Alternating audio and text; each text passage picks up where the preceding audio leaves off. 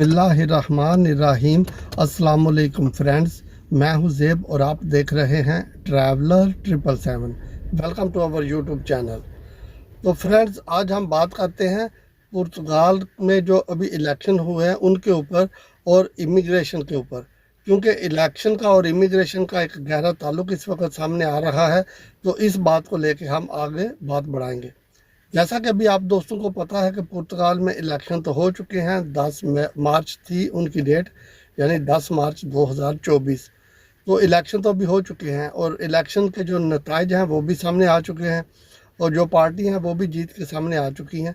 और यानी कि समझ लें कि जिन लोगों ने जिस जिस पार्टी को वोट दिया है वो ज़ाहिर है अपनी पार्टी को लेकर खुश हैं। लेकिन बात अब यहाँ पे ये है कि जो फॉरेनर्स हैं, जो यानी कि गैर मुल्की लोग हैं इस पुर्तगाल में, इस कंट्री में, वो लोग जो हैं वो जिस पार्टी को लेकर परेशान थे उसकी पोजीशन भी सामने आ गई है। तो मैंने इससे पहले ऑलरेडी एक वीडियो बनाई थी छोटी सी, उसमें भी मैंने ये बात मेंशन की थी कि आप भाई परेशान ना हो। कोई भी ऐसा नहीं है कि कोई जो सी भी पार्टी है इस वक्त जो कि जिसको लेके आप लोग डरे हुए हैं, वो पार्टी भी अगर सामने आ जाती है तो इसका मतलब ये नहीं कि वो घर में आएगी और आपको पकड़ के ले जाएगी कि आप गैर मुल्की हैं, आप इस मुल्क में क्यों रह रहे हैं। जाहिर है आप अगर इस कंट्री में रह रहे हैं पुर्तगाल में, तो आप काम करते हैं, टैक्स पे करते हैं, आप हर चीज़ लीगली है आपकी। इवन कि आपके पास रेजिडेंस कार्ड है या नहीं है, अगर रेजिडेंस कार्ड नहीं भी है तो भी आप लीगल है। अगर आप काम कर रहे हैं पुर्तगाल के अंदर, आपका टैक्स जा रहा है, आपका निफ और निस नंबर भी आपके पास है, हर चीज़ है, तो फिर आपको परेशान होने की ज़रूरत नहीं है। बिल्कुल, एक बात तो ये होगी।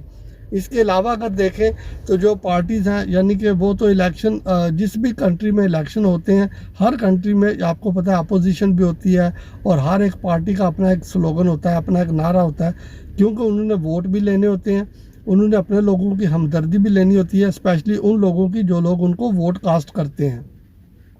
तो वोट लेने के लिए बेसिकली होता यह है कि ऐसी बात की जाती है जो इनकी पब्लिक को पसंद हो, जो इनकी पब्लिक अच्छा जिस बात को समझती हो। तो हर पार्टी को जो अच्छा लगता है वो अपना एक स्लोगन बना लेते हैं, उसी बात को वो ढाल बना के आगे चल के वोट भी लेते हैं। ठीक है, क्योंकि आपके अपने कंट्रीज़ में भी ऐसा ही होता है और सेम यहाँ पुर्तगाल में भी ऐसा ही है। अभी जो आपके सामने जो जिस तरह मैंने वीडियो की स्टार्टिंग में आपको बताया कि रिज़ल्ट जो है वो अनाउंस हो चुके हैं, नतीजे भी आ चुके हैं। अभी आप देखें तो नंबर 1 पे आ रही है पार्टी जो कि विन हुई है, वो है AD, जिसको पुर्तगाल में AD बोलते हैं, यानी अलियांसा डेमोक्रेटिका। ठीक है, और ये पार्टी आपके सामने आ चुकी है और इस पार्टी के जो समझ ले के हेड है इस वक्त वो है लुइस मोंटेनेग्रो। तो वो नंबर 1 पे पार्टी आई है। अगर हम इसी बात को आगे बढ़ाएं तो जो नंबर 2 पे आई है वो है PS, यानी कि PS इंग्लिश में जिसको बोलते हैं पार्टिदा सोशलिस्टा। जी, नूनो पेद्रो इसके भी हेड हैं, इस पार्टी के भी वो CEO है इस वक्त। तो वो इस पार्टी को लेके आगे चल रहे हैं, जो कि सदर भी समझ लें, इस पार्टी के सदर हैं, कंट्री के सदर नहीं है। तो वो लोग जो हैं वो इस वक्त PS जो है दूसरे नंबर पे आई है। हालांकि PS पहले नंबर पे थी, लेकिन अभी क्योंकि चीज़ें थोड़ी चेंज हुई हैं और अभी AD जो अलियांसा डेमोक्रेटिका है, यानी कि लुइस मोंटेनेग्रो की पार्टी, वो अभी नंबर 1 पे आ गई है और PS जो पार्टिदा सोशलिस्टा है वो नंबर 2 पे आई है। अभी तीसरी बात करते हैं उस पार्टी की जिसको लेके हर बंदा जो है वो डरा हुआ है। हर बंदे की तो हर मैं नहीं बात करता, कुछ लोग इस पार्टी को लेकर ज़्यादा परेशान है और इसके बारे में इनको पता है, बाकी पार्टीज़ के बारे में इनको पता भी नहीं है। इस पार्टी का नाम इनको आता है शेगा। जी फ्रेंड्स, तो शेगा जो यानी कि जिस पार्टी के इस वक्त हेड है, जो इसको रन कर रहे हैं, आंद्रे वेंतूरा नाम है उनका, तो वो जो है इस पार्टी के हेड है। तो वो पार्टी तीसरे नंबर पे आई है। इससे पहले जो पिछले इलेक्शन हुए थे फ्रेंड्स, अगर आपने नतीजे देखे हो या न्यूज़ अगर आप वॉच करते हैं, तो उस वक्त भी यह पार्टी तीसरे नंबर पे आ चुकी थी, अभी भी यह तीसरे नंबर पे आई है। हाँ, इसमें कोई शक नहीं है कि अभी पहले से ज़्यादा ग्रो अप हो रहे हैं, एक बात। दूसरी यह है कि इसमें भी टाइम लगेगा और अगर ये पार्टी फॉर एग्जांपल अगर विन भी कर जाती है तो भी, जिस तरह मैंने पहले बताया कि आगे कोई भी बंदा आपका हाथ पकड़ के नहीं बोलेगा आप भाग जाओ यहाँ से। हाँ, उन लोगों के लिए प्रॉब्लम होगी जो लोग 2 नंबरी करते हैं, जो गलत काम करते हैं, उनको ये हार्ड टाइम दे सकते हैं। लेकिन अगर आप सही हैं, आप काम कर रहे हैं, ये यानी छोड़ दें कि अभी पार्टी का जो स्लोगन है, अगर आप सही हैं, काम कर रहे हैं, आपका टैक्स जा रहा है, तो फिर आपको कोई परेशानी नहीं होगी। फिर भी आपको रेजिडेंस कार्ड मिलेगा, क्योंकि लीगल वे से आप सारा कुछ कर रहे हैं। इसलिए, क्योंकि ये नहीं कहा जा सकता कि अगर पार्टी विन होगी तो फिर पता नहीं आके निकाल देंगे या क्या करेंगे। भाई निकाल नहीं सकते। आपको पता है फार्मर्स जो है वो एक बड़े अरसे से इस कंट्री में रह रहे हैं और कंट्रीब्यूट करते हैं वो इस कंट्री में, यानी पुर्तगाल में वो कंट्रीब्यूट करते हैं इनके टैक्सेस में, इनकी दूसरी चीज़ों में।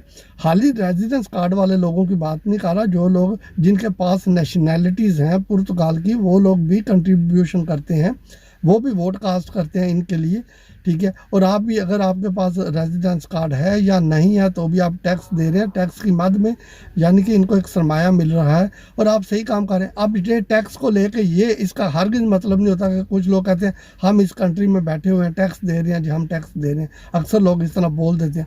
अब भाई आप टैक्स दे रहे हैं तो आपको टैक्स के बेनिफिट भी मिलेंगे आगे चल के, ठीक है।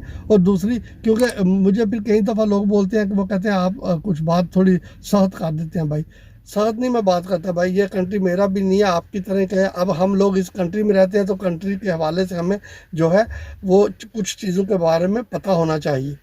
अभी ये है कि आप अगर टैक्स दे रहे हैं तो ठीक है, अच्छी बात है, लेकिन इससे पहले जिस कंट्रीज़ में आप थे, वो चाहे जर्मनी हो या फ्रांस हो या इंग्लैंड हो, जो भी कंट्री है, वहाँ पर भी तो आप रह रहे थे ना, वहाँ से फिर आप क्यों आए? लेकिन अगर आप आ गए हैं इधर, आप टैक्स दे रहे हैं तो टैक्स के बेनिफिट आपको मिलेंगे, आपको रेजिडेंस कार्ड मिलेगा। बाद में आप जब लीगल हो जाएंगे, काम करेंगे, बाद में आप अपनी फैमिलीज़ को लेके आएंगे, उसके बाद फिर एक सर्टन टाइम के बाद आप जो है पुर्तगाल का पासपोर्ट भी लेंगे।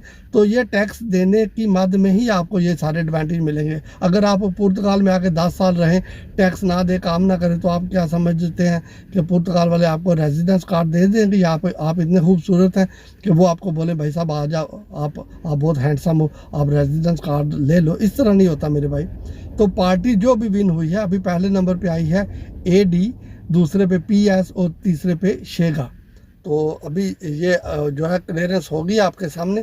तो देखते हैं आने वाले वक्त में जो भी होगा वो सबके साथ ही होगा, सारे इकट्ठी हैं यहाँ पे, सब भाई हैं, कोई परेशानी वाली बात नहीं। नई अपडेट आएगी तो उसके ऊपर ज़रूर वीडियो बना दी जाएगी और आप दोस्तों से शेयर भी कर दी जाएगी। जिस तरह कि मैं पहले भी मैंने बताया, अभी भी ये बात कर रहा हूँ, आप परेशान ना हो बिल्कुल, आप छोड़ें इन चीज़ों को।